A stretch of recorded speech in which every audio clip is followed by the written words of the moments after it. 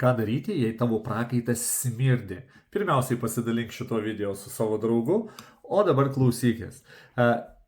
Prakaitas yra normali žmogaus reakcija į padidėjusi karštį, į galbūt fizinį krūvį ir taip toliau. Tačiau kartais prakaitas gali išduoti netgi ir ligas. Ką su jom daryti? Nagi, paklausykim.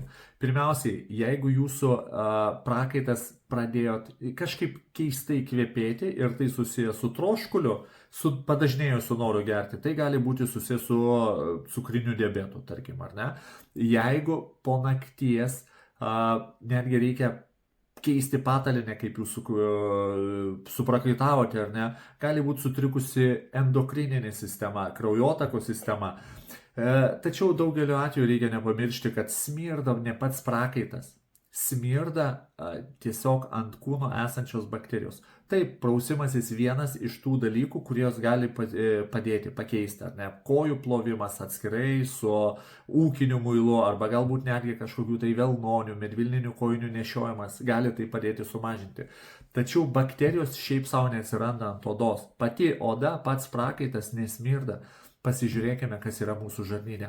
Taigi, čia yra keletas klausimų, kuriuos aš turėčiau sulaukti atsakymų, kad padėti jums. Jeigu jūs turite problemų su savo gausiu prakaitavimu, su smirdančiu prakaito, parašykit man į Telegramą, tikrai padėsiu išspręsti šitą klausimą. Beje, kitas dalykas, jeigu jūs valgote daug aštraus maisto arba česnako, jūsų prakaitas turės česnako kvapą.